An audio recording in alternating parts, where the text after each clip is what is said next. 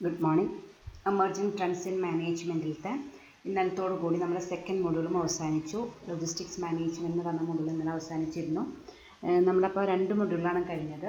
First module supply chain മാനേജ്മെൻറ്റും second module logistics മാനേജ്മെൻറ്റാണ്.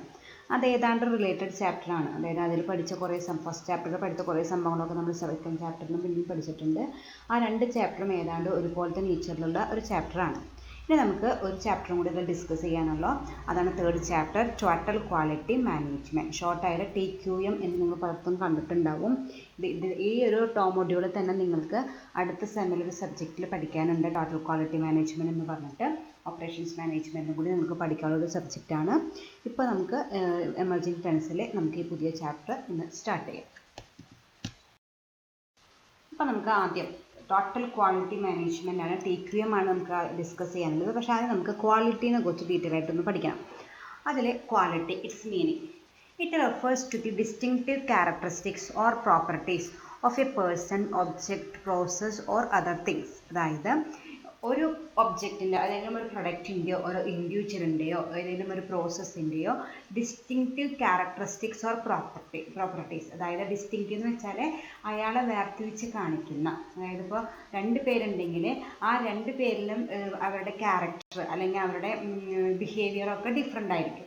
അപ്പോൾ ആ ഡിഫറൻഷിയേറ്റ് ചെയ്യുന്ന ബിഹേവിയർ ആണ് എന്ന് വിളിക്കുന്നത് ക്വാളിറ്റി എന്ന് വിളിക്കുന്നത്. It refers to the distinctive characteristics or properties of a person, object, process or other things. നമുക്ക് നമ്മുടെ 2 ഒബ്ജക്റ്റിനെ തമ്മിൽ വേർതിരിച്ച് കാണിക്കാവുന്ന ഒരു 2 പ്രൊഡക്റ്റുണ്ട്. പ്രൊഡക്റ്റ് എയും പ്രൊഡക്റ്റ് ബിയും ഉണ്ട്.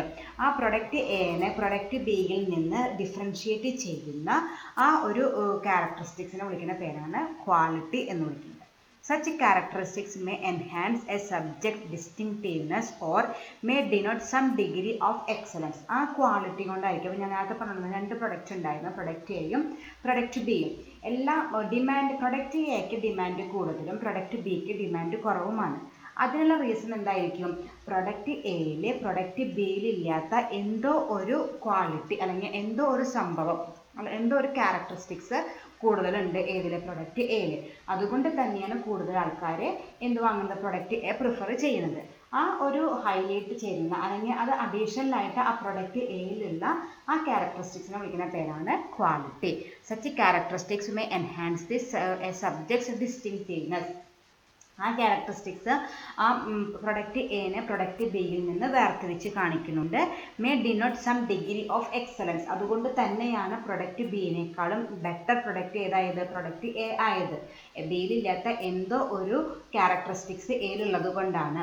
അപ്പോൾ ആ ക്യാരക്ടറിസ്റ്റിക്സ് ആണ് അതിനെ ഡിഫറൻഷിയേറ്റ് ചെയ്യിപ്പിച്ചതും അതുപോലെ അത് ഗുഡ് പ്രൊഡക്റ്റ് ആയിട്ട് ബിയിനേക്കാൾ നല്ല പ്രൊഡക്റ്റ് ആയിട്ട് എ ആയിട്ട് വരാനുള്ള കാരണമായി തീർന്നത്.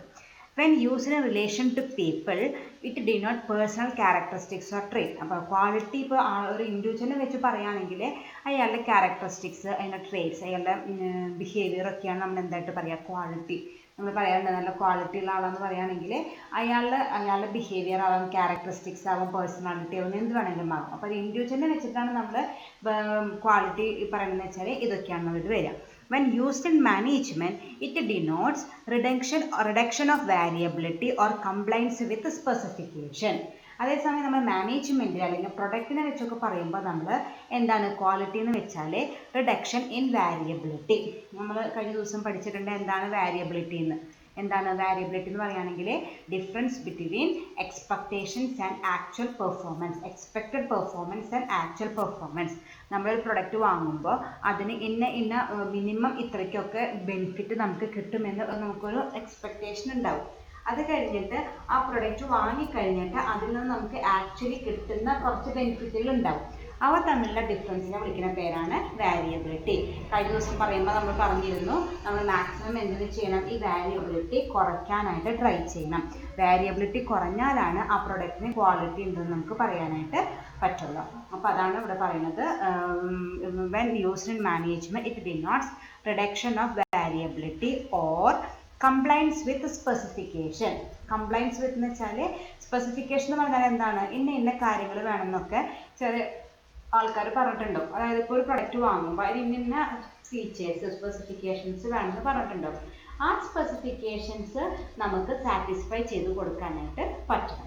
അപ്പോൾ അങ്ങനെ പറ്റിയ അതിനെന്താ ആൾക്കാർ എന്ത് പറയും, നല്ല ക്വാളിറ്റി ഉള്ള പ്രൊഡക്റ്റ് ആണെന്ന് പറയും. അപ്പോൾ അതാണ് ഇമ്പോർട്ടൻ്റ് ആണ് ആ meaning. It denotes the reduction of variability. ഒന്നല്ലെങ്കിൽ എന്താണ് വാരിയബിലിറ്റിയിൽ difference between actual performance and expected performance maximum കുറയ്ക്കണം, റിഡക്ഷൻ ചെയ്യണം. Then compliance with specification. എന്തെല്ലാം റിക്വയർമെൻ്റ് ആണ് കസ്റ്റമേഴ്സ് ഡിമാൻഡ് ചെയ്തേക്കുന്നത് അത് എന്ത് ചെയ്യണം, അതിനനുസരിച്ചിട്ടുള്ള ഒരു പ്രൊഡക്റ്റ് ആയിരിക്കണം നമ്മൾ കൊടുത്തിരിക്കുന്നത്. ഇത് രണ്ടും നമുക്ക് സാറ്റിസ്ഫൈ ചെയ്യാൻ പറ്റിയാൽ നമുക്ക് എന്ത് ചെയ്യാൻ പറ്റും, ആ പ്രൊഡക്റ്റ് നല്ല ക്വാളിറ്റി പ്രൊഡക്റ്റ് ആണ് എന്നൊരു ലേബിള് നമുക്ക് അതിന് വാങ്ങിയെടുക്കാനായിട്ട് പറ്റും. ഓക്കെ, അപ്പോൾ അതാണ് ക്വാളിറ്റിയുടെ മീനിങ് ആയിട്ട് ലാസ്റ്റത്തെ പോയിന്റുകൾ നിങ്ങൾ പഠിച്ചു വെക്കണം കേട്ടോ. ഇനി നമുക്ക് ക്വാളിറ്റിയുടെ ഡെഫിനിഷൻ പഠിക്കണം. Definition of quality. ISO 9001 defines quality as degree to which a set of inherent characteristics fills the requirement. ISO 9001 നിങ്ങൾ കണ്ടിട്ടുണ്ടാവും. ഓരോ പ്രൊഡക്റ്റിൻ്റെയും ക്വാളിറ്റി അത് നമ്മളിത് നിങ്ങൾക്ക് ഡീറ്റെയിൽ ആയിട്ട് പഠിക്കുന്നുണ്ട്. അപ്പോൾ തൽക്കാലം ഇത് മനസ്സിലാക്കുക. ഡെഫിനേഷൻ പഠിക്കാനായിട്ട് ISO 9000 ഡെഫിനേഷൻ പഠിച്ചു വയ്ക്കുക. Degree to which a set of inherent characteristics fills the requirement. അതായത് കസ്റ്റമർ റിക്വയർമെൻറ്റ്സ് നമുക്ക് ഫുൾഫിൽ ചെയ്ത് കൊടുക്കാനായിട്ട് പറ്റി അതിന് നമ്മളെ സഹായിച്ച ഇൻഹറൻറ്റ് ക്യാരക്ടറിസ്റ്റിക്സിനെ വിളിക്കുന്ന പേരാണ് ക്വാളിറ്റി എന്ന് വിളിക്കുന്നത്. Degree to which a set of inherent characteristics that fulfil the requirements. അതാണ് ക്വാളിറ്റിയുടെ ഡെഫിനേഷനായിട്ട് പഠിച്ചിരിക്കുന്നത്. A product or service is said to be of good quality when it consistently conform to the customer expectations. അതായത് ഒരു പ്രൊഡക്റ്റിന് quality നമ്മൾ എപ്പോഴും daily ലൈഫിൽ ഇടയ്ക്ക് use ചെയ്യുന്ന പ്രൊഡക്റ്റാണ് വേർഡാണ് ക്വാളിറ്റി എന്നുള്ളത്. ആ ക്വാളിറ്റി എന്ന് പറയുകയാണെങ്കിൽ a product or service is set to be of good quality when it consistently conform to the customer expectation. നമ്മളിപ്പോൾ ഒരു പ്രൊഡക്റ്റ് വാങ്ങി ആ പ്രൊഡക്റ്റിന് നമ്മുടെ എക്സ്പെക്റ്റേഷൻ അനുസരിച്ച് എത്താനായിട്ട് പറ്റിയാൽ നമ്മൾ എന്ത് പറയും, ആ പ്രൊഡക്റ്റ് നല്ല ക്വാളിറ്റി പ്രൊഡക്റ്റാണെന്ന് പറയും. ഉള്ളിൻ്റെ ഉള്ളിൽ അത് തന്നെയാണ് നടക്കുന്നത്. അതായത് നമ്മൾ എന്തൊരു ആവശ്യത്തിനാണോ അല്ലെങ്കിൽ എന്ത് നീഡ് സാറ്റിസ്ഫൈ ചെയ്യാൻ വേണ്ടിയിട്ടാണോ ആ പ്രൊഡക്റ്റ് വാങ്ങിയത്, ആ നീഡ് എനിക്ക് സാറ്റിസ്ഫൈ ചെയ്യാൻ പറ്റിയാൽ നമ്മൾ എന്ത് പറയും, നല്ല ക്വാളിറ്റി പ്രൊഡക്റ്റാണെന്ന് പറയും.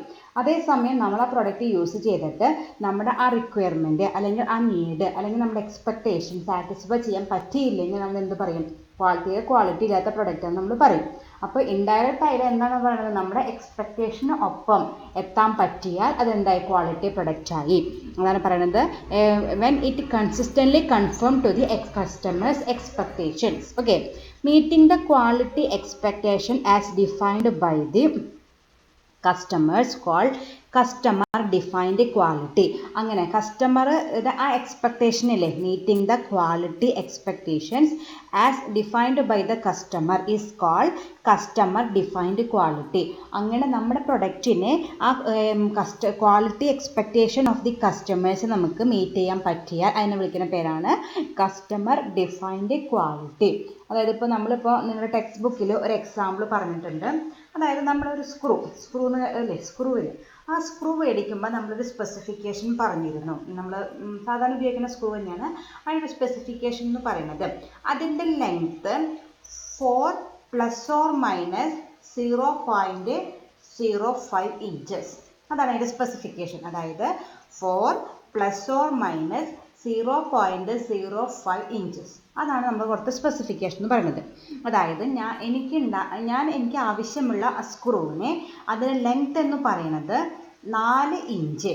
അതിനോട് കൂടി വേണമെങ്കിൽ 0.05 കൂടാം അല്ലെങ്കിൽ 0.05 കുറയാം. അതാണ് പറയുന്നത് ± 0.05 എന്ന് പറയുന്നത്. എനിക്ക് ആവശ്യമുള്ളത് 4 ഇഞ്ചാണ്. അതിൻ്റെ കൂടെ 0.05 കൂടി 4.05 ആവുന്നതുകൊണ്ട് കുഴപ്പമില്ല. അല്ലെങ്കിൽ 0.05 കുറഞ്ഞ് 3.95 ആവുന്നതുകൊണ്ടും കുഴപ്പമില്ല. അത് കഴിഞ്ഞ് ഇതിൻ്റെ അപ്പുറത്തേക്ക് കുറഞ്ഞ് ചെയ്താൽ എന്തുണ്ടായി, സ്പെസിഫിക്കേഷൻ മാറി ക്വാളിറ്റി പ്രൊഡക്റ്റ് അല്ലാണ്ടായിട്ട് മാറും.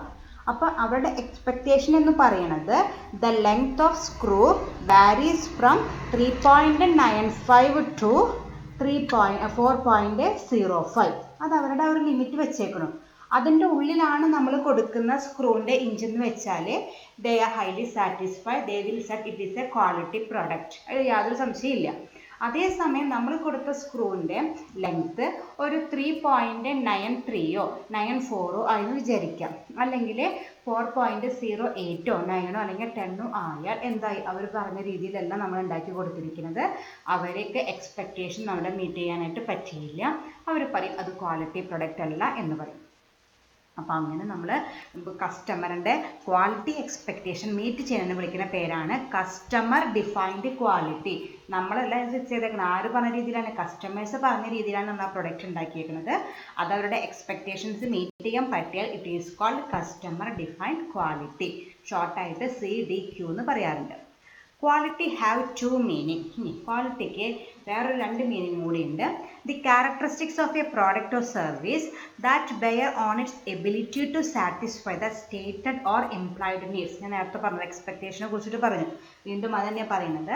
അതായത് it is a characteristics of a product or service that bear on its ability to satisfy the stated or implied needs. ഒരു കസ്റ്റമറുടെ ഒരു നീഡ്സ് സാറ്റിസ്ഫൈ ചെയ്യാനുള്ള ആ പ്രൊഡക്റ്റിൻ്റെ എബിലിറ്റിനെ വിളിക്കുന്ന പേരാണ് ക്വാളിറ്റി എന്ന് പറയുന്നത്. എ പ്രോഡക്റ്റ് അല്ലെങ്കിൽ വേറൊരു മീനിങ് ആണ് a product or services free from defectiveness. കേടൊന്നുമില്ലാത്ത പ്രൊഡക്റ്റ് നമ്മൾ ക്വാളിറ്റി പ്രൊഡക്റ്റ് എന്ന് വിളിക്കും. നമുക്ക് കിട്ടുന്ന ഒരു പ്രൊഡക്റ്റിന് എന്തെങ്കിലും ഒരു ഡാമേജോ അല്ലെങ്കിൽ എന്തെങ്കിലും ഒരു ഷേപ്പ് വ്യത്യാസമോ ഉണ്ടെങ്കിൽ നമ്മൾ എന്ത് പറയും, അത് ക്വാളിറ്റി ഇല്ലാത്ത പ്രൊഡക്റ്റാന്ന് പറയും. നമ്മളുടെ പലപ്പോഴും നമ്മൾക്ക് യൂസ് ചെയ്യുമ്പോൾ ഷേപ്പിലൊക്കെ വ്യത്യാസമായിട്ട് പല പ്രൊഡക്റ്റും കിട്ടാറുണ്ട്. അപ്പോൾ നമ്മൾ എന്ത് പറയും, അത് ഡ്യൂപ്ലിക്കേറ്റ് ആണെന്ന് തോന്നുന്നത്, ക്വാളിറ്റി അല്ല, ക്വാളിറ്റി പ്രൊഡക്റ്റ് ബ്രാൻഡഡ് പ്രൊഡക്റ്റ് അല്ല എന്ന് പറയും. അപ്പോൾ അതാണ് പറയുന്നത് ക്വാളിറ്റിയുടെ വേറൊരു 2 മീനിങ് ആണ് പറയുന്നത്. The characteristics of a product that bear on its ability to satisfy the inherent or implied or stated needs. അതൊന്ന്. രണ്ടാമത്തത് ഫ്രീ ഓഫ് ഡിഫക്റ്റീവ്നെസ്. ഡാമേജുകളോ ഡിഫക്ട്സോ ഒന്നുമില്ലാത്ത പ്രൊഡക്റ്റ് നമ്മൾ എന്തെന്ന് പറയും, ക്വാളിറ്റി പ്രൊഡക്റ്റ് എന്ന് പറയും. ഓക്കെ. അപ്പോൾ ഈ 2 സ്ലൈഡും ഞാൻ ഡിസ്കസ് ചെയ്തേക്കുന്നത് ക്വാളിറ്റിയുടെ ഒരു ജനറൽ ഇൻട്രൊഡക്ഷൻ ആണ്. നമ്മൾ എന്താണ് പലപ്പോഴും നമ്മൾ യൂസ് ചെയ്യുന്ന വാക്കാണ് ക്വാളിറ്റി എന്ന് പറയുന്നത്. ആ ഒരു ടേമിന് ഇങ്ങനെ മീനിങ്ങുകളൊക്കെ നിങ്ങൾ മനസ്സിലാക്കിയിരിക്കും. Okay. Next is features of quality. ക്വാളിറ്റിയുടെ ഫീച്ചേഴ്സ് നോക്കാം. It conform to the specification. നമ്മൾ നേരത്തെ പറഞ്ഞ ഓരോ കസ്റ്റമറും ഓരോ സ്പെസിഫിക്കേഷൻസ് പറഞ്ഞിട്ടുണ്ടാവും. അത് വെച്ചത് കൺഫേം ചെയ്താലേ നമുക്ക് അതിനനുസരിച്ച് നമ്മളുടെ പ്രൊഡക്റ്റ് ഉണ്ടായാലേ അതിന് ക്വാളിറ്റി പ്രൊഡക്റ്റ് ഉണ്ടാവുള്ളൂ എന്ന് പറഞ്ഞു. നേരത്തെ ഒരു എക്സാമ്പിൾ പറഞ്ഞു, സ്ക്രൂവിൻ്റെ എക്സാമ്പിൾ. അവർ പറഞ്ഞ സ്പെസിഫിക്കേഷൻ എന്തായിരുന്നു, 4 ± 0.05. അതായത് കുഴപ്പമില്ല, അതിൻ്റെ അപ്പുറം വിട്ടുപോയാൽ 3.95നും 4.05നും ഇടയിൽ കുഴപ്പമില്ല. അതിൻ്റെ അപ്പുറം വിട്ടുപോയാൽ നമുക്ക് എന്തുണ്ടാവും, ചിലപ്പോൾ ക്വാളിറ്റി പ്രൊഡക്റ്റ് അല്ല എന്നൊരു ലേബിൾ നമുക്ക് വരും. Then it is fit for the purpose for which it is intended to be used. അതായത് നമ്മൾ എന്തൊരു ആവശ്യത്തിനാണോ നമ്മൾ യൂസ് ചെയ്തത് അതിനത് സ്യൂട്ട് ആവണം, ഫിറ്റ് ആവണം. എന്ത് പർപ്പസിന് വേണ്ടിയിട്ടാണോ ഞാൻ ആ പ്രൊഡക്റ്റ് വാങ്ങിയത്. ഞാനിപ്പോൾ ഒരു പെന്ന് മേടിക്കുന്നത് എന്താണ്, അത് റൈറ്റ് ചെയ്യാനാണ്, അതുകൊണ്ട് എഴുതാൻ വേണ്ടിയിട്ടാണ്. ആ ഒരു പർപ്പസ് എനിക്ക് മീറ്റ് ചെയ്യാൻ പറ്റുന്നുണ്ടെങ്കിൽ മാത്രമേ ആ ഒരു പ്രൊഡക്റ്റിന് ക്വാളിറ്റി പ്രൊഡക്റ്റ് ഉണ്ടെന്ന് പറയാനായിട്ട് പറ്റാം. നേരത്തെ പറഞ്ഞ എക്സാമ്പിൾ, സ്ക്രൂ മേടിക്കുന്നത് എന്താണ്, നമുക്ക് ചുമരുമേ തറയ്ക്കാനായിട്ട്. ഞാൻ മേടിച്ച സ്ക്രൂവിനെ കൊണ്ട് എനിക്കത് ചുമരുമേ തറയ്ക്കാൻ പറ്റുന്നുണ്ടെങ്കിൽ മാത്രമേ അതിനെന്തുണ്ടാവുള്ളൂ, ക്വാളിറ്റി ഉള്ള പ്രൊഡക്റ്റായിട്ട് പറയാനായിട്ട് പറ്റില്ല. അപ്പോൾ it is fit for the purpose for which it is intended to be use. It must be worth for the price paid. നമ്മൾ കൊടുത്ത കാശിന് വെറുത്തുള്ളതായിരിക്കണം. നമ്മൾ പലപ്പോഴും പറയാറുണ്ട്, ഇത്ര കാശ് കൊടുത്ത് മേടിച്ച് ആ പ്രൊഡക്റ്റ് യാതൊരു ക്വാളിറ്റി ഇല്ലാത്ത പ്രൊഡക്റ്റ് എനിക്ക് കിട്ടിയെന്ന് പറയാറുണ്ട്. അങ്ങനെ ഒരു വാക്ക് കസ്റ്റമറുടെ കയ്യിൽ നിന്ന് നമുക്ക് കേൾക്കാനായിട്ട് പാടില്ല. കസ്റ്റമേഴ്സിൻ്റെ കയ്യിൽ നിന്ന് വാങ്ങിയ പ്രൊഡക്റ്റിന് ഈക്വലൻ്റ് വെർത്ത്, കസ്റ്റമേഴ്സിൻ്റെ കയ്യിൽ നിന്ന് വാങ്ങിയ പ്രൈസിന്, അവരുടെ കയ്യിൽ നിന്ന് വെച്ച ക്യാഷിന് ഈക്വലൻ്റ് വെർത്തുള്ള പ്രൊഡക്റ്റ് ആയിരിക്കണം നമ്മൾ കൊടുക്കേണ്ടത്. അതാണ് പറയുന്നത്, it must be worth the price paid. Good support service. നമ്മുടെ പ്രൊഡക്റ്റിൻ്റെ ക്വാളിറ്റി, ഞാൻ കഴിഞ്ഞ ദിവസം പറഞ്ഞിരുന്നു, ഒരു പ്രൊഡക്റ്റ് ഒരു കസ്റ്റമർ വാങ്ങിക്കൊണ്ട് പോയാൽ അതോടുകൂടി ആ സെയിൽസ് അവിടെ അവസാനിച്ചെന്ന് വിചാരിക്കരുത്. നമ്മൾ എന്ത് കൊടുക്കണം, നല്ല ആഫ്റ്റർ സെയിൽ സർവീസസ് ഒക്കെ കൊടുക്കണം. എന്നാലാണ് അതും കൂടി നമ്മുടെ പ്രൊഡക്റ്റിൻ്റെ ക്വാളിറ്റീനെ ഇൻഫ്ലുവൻസ് ചെയ്യും. നമുക്കറിയാം അതിൻ്റെ ഇപ്പോൾ നമ്മളിപ്പോൾ ഒരു വാഷിംഗ് മെഷീൻ മേടിച്ചു, അല്ലെങ്കിൽ വേറെ ഏതെങ്കിലും ഒരു ഹോം അപ്ലയൻസസ് മേടിച്ചു എന്ന് വിചാരിക്കുക. അത് നമ്മൾ മേടിച്ചു കൊണ്ടുവന്നാൽ നമുക്കറിയാം അവിടെ ഡെലിവറി ബോയ്സ് വന്നിട്ട് അല്ലെങ്കിൽ സർവീസ് ബോയ്സ് വന്നിട്ട് നമുക്ക് എന്ത് ചെയ്യും, അത് ഇൻസ്റ്റാൾ ചെയ്ത് തരും, എങ്ങനെയാണ് അതൊക്കെ യൂസ് ചെയ്യുന്നത് കൃത്യമായിട്ട് ഇൻസ്ട്രക്ഷൻസ് തരും. അപ്പോൾ നമുക്ക് എന്തുണ്ടാവും, ആ ഒരു പ്രൊഡക്റ്റ് അല്ലെങ്കിൽ ആ ഒരു കമ്പനിയുടെ ഒരു പോസിറ്റീവ് ആറ്റിറ്റ്യൂഡ് ഉണ്ടാവും. അത് തന്നെയാണ് അവിടെ ക്വാളിറ്റി ആയിട്ട് വരുന്നത്. ഇൻസ്റ്റലേഷൻ, അതുപോലെ സർവീസിങ്, എന്തെങ്കിലും കംപ്ലയിൻറ്റ് വന്നാൽ നമ്മളെ വിളിക്കുമ്പോൾ ഇമ്മീഡിയറ്റ് ആയിട്ട് റെസ്പോണ്ട് ചെയ്യുകയാണെങ്കിൽ അത് നമ്മുടെ പ്രൊഡക്റ്റിൻ്റെ ക്വാളിറ്റി എൻഹാൻസ് ചെയ്യും. അതുപോലെ വാറണ്ടി പീരീഡിൻ്റെ ഉള്ളിൽ എല്ലാ സർവീസസ് നമുക്ക് എന്തെങ്കിലും പ്രശ്നങ്ങളൊക്കെ വന്നാൽ അതൊക്കെ ചെയ്ത് തരാണെങ്കിൽ that will create a positive attitude towards our product. It will enhance the quality of the product. ഇത് പറയുന്നത് good support services. Then environment, image, perceived, prestige etcetera. നമുക്കറിയാം ബ്രാൻഡഡ് പ്രൊഡക്റ്റ് ആണെങ്കിൽ ആൾക്കാരുടെ ഉള്ളിലുള്ള മനസ്സിലുള്ളൊരു ഇമ്പ്രഷനാണ് ക്വാളിറ്റി കൂടുതലായിരിക്കും. അത് ഒരു ഇമ്പ്രഷനാണ്, അത് അങ്ങനെ ഒരു ലേബിൾ അവർക്ക് ഉണ്ടാക്കാനായിട്ട് പറ്റി. ബ്രാൻഡഡ് പ്രൊഡക്ട്സുകൾക്കൊക്കെ അങ്ങനെ ഒരു ലേബിൾ അല്ലെങ്കിൽ ഒരു ഇമേജ് അവർക്ക് ഉണ്ടാക്കാനായിട്ട് പറ്റി. അപ്പോൾ അതും അതിൻ്റെ ഫീച്ചേഴ്സാണ്. ഇമേജ് അല്ലെങ്കിൽ പെർസീവ്ഡ്, പ്രസ്റ്റീജ് അല്ലെങ്കിൽ എൻവയോൺമെൻറ്റ്. അതിൻ്റെ എൻവയോൺമെൻ്റ് ഒക്കെ അതൊക്കെ ഓരോരുത്തരുടെ ഓരോ കസ്റ്റമേഴ്സിൻ്റെയും സൈക്കോളജിക്കൽ ഫീലിങ്സ് ആണ്. അതും നമ്മുടെ ക്വാളിറ്റീനെ പോസിറ്റീവായിട്ട് ഇൻഫ്ലുവൻസ് ചെയ്യും. അപ്പോൾ ഇതൊക്കെയാണ് ക്വാളിറ്റി ഫീച്ചേഴ്സ് എന്ന് പറയുന്നത്. അതിൽ ആദ്യത്തെ മൂന്നെണ്ണമാണ് ഏറ്റവും ഇമ്പോർട്ടൻ്റ് എന്ന് പറയുന്നത്. കസ്റ്റമർ സ്പെസിഫിക്കേഷനായിട്ട് മാച്ച് ചെയ്യണം, കൺഫേം ആവണം. അതുപോലെ എന്ത് പേർപ്പസിനാണ് ഇത് പർച്ചേസ് ചെയ്തത് നമുക്ക് സാറ്റിസ്ഫൈ ചെയ്യാനായിട്ട് പറ്റണം. അതുപോലെ വെർത്തുള്ള പ്രൊഡക്റ്റ് ആയിരിക്കണം. കസ്റ്റമറുടെ കയ്യിൽ നിന്ന് വാങ്ങിയ പ്രൈസിന് ഈക്വലൻ്റ് വെർത്തുള്ള പ്രൊഡക്റ്റ് ആയിരിക്കണം നമ്മൾ പ്രൊവൈഡ് ചെയ്യുന്നത്. Okay, next is dimensions of quality four manufacturing organisation. അതായത് നമ്മളൊരു മാനുഫാക്ചറിങ് ഓർഗനൈസേഷൻ ആണെങ്കിൽ അതിൻ്റെ ക്വാളിറ്റി മെഷർ ചെയ്യാനുള്ള ഡയമെൻഷൻ വാരി ആയിരിക്കും. If it is A service organisation that is entirely different. നമ്മൾ ഇപ്പോൾ ഒരു മാനുഫാക്ചറിങ് ഓർഗനൈസേഷൻ പ്രോഡക്റ്റ് ഒക്കെ പ്രൊഡ്യൂസ് ചെയ്യുന്ന ഒരു പ്രൊഡക്റ്റിൻ്റെ ക്വാളിറ്റിനെ കുറിച്ചിട്ടാണ് നമ്മൾ മെഷർ ചെയ്യുന്നതെന്ന് വെച്ചാൽ അത് നമ്മൾ കൺസിഡർ ചെയ്യുന്ന ഡയമെൻഷൻസ് ആണ് നമ്മൾ ഡിസ്കസ് ചെയ്യാൻ പോകുന്നത്. First one is confirmation of specification. നമ്മൾ പറഞ്ഞ സ്പെസിഫിക്കേഷൻസ് ഒക്കെ വെച്ച് പ്രൊഡ്യൂസ് ചെയ്യുന്ന ഒരു കമ്പനി ആണോ അല്ലെന്ന് നമ്മൾ എന്തായാലും നോക്കും. അതായത് നമുക്കറിയാം, നമ്മൾ കഴിഞ്ഞ ചാപ്റ്ററിൽ പഠിച്ചിട്ടുണ്ട്, ഇപ്പോൾ റെസ്പോൺസീവ് ടൈപ്പ് ഓഫ് പ്രൊഡക്ഷൻ ആണ് മാനുഫാക്ചറിങ് ആണ് നമ്മൾ നടത്തുന്നത്. പണ്ട് ആൻറ്റിസിപ്പേറ്ററി ആയിരുന്നു, ഇപ്പോൾ റെസ്പോൺസീവ് ആണ് പഠിച്ചിട്ടുണ്ട്. അതായത് കസ്റ്റമറുടെ റെസ്പോൺസ് അറിഞ്ഞ് അവർക്ക് എന്താണ് വേണ്ടത് അതുപോലെയാണ് നമ്മൾ പ്രൊഡക്ഷൻ നടത്തുക. അങ്ങനെ നമ്മൾ പറഞ്ഞ സ്പെസിഫിക്കേഷൻസ് ഒക്കെ ഉള്ള ഒരു പ്രൊഡക്റ്റാണ് നമുക്ക് ഉണ്ടാക്കി തരണമെന്ന് വെച്ചാൽ നമ്മൾ ഓട്ടോമാറ്റിക്കായിട്ട് എന്ത് പറയും, അത് നല്ല ക്വാളിറ്റി പ്രൊഡക്റ്റ് സപ്ലൈ ചെയ്യുന്ന ഫേമാണെന്ന് പറയും. അതാണ് ആദ്യത്തത്, കൺഫോർമൻസ് ഓഫ് സ്പെസിഫിക്കേഷൻ. നമ്മുടെ കസ്റ്റമർ റിക്വയർമെൻറ്റ്സ് അല്ലെങ്കിൽ കസ്റ്റമർ സ്പെസിഫിക്കേഷൻസ് എല്ലാം ഫുൾഫിൽ ചെയ്തിട്ട് ഉണ്ടാക്കുന്ന പ്രൊഡക്റ്റ് ഉണ്ടാക്കുന്ന ഒരു കമ്പനി ആണെങ്കിൽ അവർക്ക് ക്വാളിറ്റി കൂടും. Then performance. അവരുടെ പെർഫോമൻസ് ഉദ്ദേശിക്കുന്നത് ഫിനാൻഷ്യൽ പെർഫോമൻസ് അല്ല, അവരുടെ നേരത്തെ പറഞ്ഞോണം, നമുക്ക് കഴിഞ്ഞ ചാപ്റ്ററിൽ പഠിച്ചോളം അവരുടെ ഡെലിവറി ടൈം, അത് ഓർഡർ കിട്ടിക്കഴിഞ്ഞാൽ വളരെ എത്രയും പെട്ടെന്ന് നമുക്കത് ഫുൾഫിൽ ചെയ്യാൻ പറ്റുന്നുണ്ട്.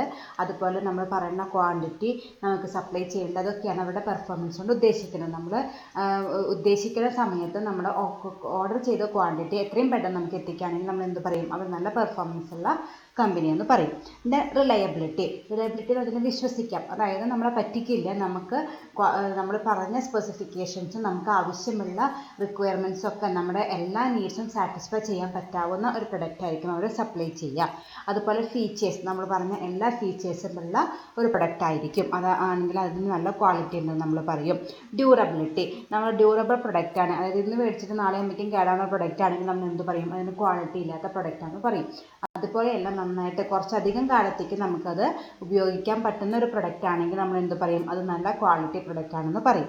ദെൻ സർവീസബിലിറ്റി, നേരത്തെ പറഞ്ഞോണം, ആ കമ്പനിക്ക് നല്ലൊരു ആഫ്റ്റർ സെയിൽ സർവീസസ് ഉണ്ടെങ്കിൽ നമുക്ക്, നേരത്തെ ഞാൻ പറഞ്ഞോണം, ഇൻസ്റ്റലേഷൻ ചെയ്ത് തരുന്നു, അതുപോലെ സർവീസിങ് നടത്തി തരുന്നു, ആഫ്റ്റർ സെയിൽസ് വാറണ്ടി പീരീഡിലെ എല്ലാ സർവീസസും നമുക്ക് പ്രൊവൈഡ് ചെയ്ത് തരുന്നു, അതൊക്കെ ചെയ്യുന്ന ഒരു കമ്പനിയാണെങ്കിൽ നമ്മൾ എന്ത് പറയും, നല്ലൊരു ക്വാളിറ്റി കമ്പനിയാണെന്ന് പറയും. അപ്പോൾ ഇങ്ങനെയാണ് നമ്മളൊരു മാനുഫാക്ചറിങ് കൺസേൺ ആണെങ്കിൽ അതിൻ്റെ ക്വാളിറ്റി മെഷർമെൻറ്റ് നടത്തുക. നമ്മൾ പറഞ്ഞ പ്രൊഡക്റ്റ് അതേ സ്പെസിഫിക്കേഷനുള്ള പ്രൊഡക്റ്റാണ് കിട്ടുന്നത് നമ്മൾ നോക്കും, അതിൻ്റെ പെർഫോമൻസ് നോക്കും, പ്രൊഡക്റ്റിൻ്റെ റിലയബിലിറ്റി നോക്കും, ഫീച്ചേഴ്സ് നോക്കും, ഡ്യൂറബിലിറ്റി നോക്കും, സർവീസബിലിറ്റി നോക്കും. ഇതൊക്കെ ഓൾമോസ്റ്റ് 100% ഒന്നും കിട്ടിയില്ലെങ്കിലും ഒരു എബവ് 75 ഒക്കെ കിട്ടുന്ന ഒരു പ്രൊഡക്റ്റ് ആണെങ്കിൽ നമ്മൾ എന്ത് പറയും, നല്ല ക്വാളിറ്റി പ്രൊഡക്റ്റാണ് ആ കമ്പനിയിൽ നിന്ന് പറയും. ഓക്കെ, ഇനി നമ്മൾ dimensions of quality for service organisation discuss ചെയ്യാൻ പോകുന്നത്. അതായത് നമ്മൾ നേരത്തെ പഠിച്ചത് മാനുഫാക്ചറിങ് ഓർഗനൈസേഷൻ ആണെങ്കിൽ അതിൻ്റെ ക്വാളിറ്റി ഇങ്ങനെയാണ് നമ്മൾ മെഷർ ചെയ്യാനുള്ള ഡയമെൻഷനാണ് പഠിച്ചത്. ഇനി if it is A service organisation എന്തൊക്കെ നോക്കിയിട്ടാണ് നമ്മൾ മെഷർമെൻറ്റ് നടത്തുന്നത് പറയാൻ പോകുന്നത്.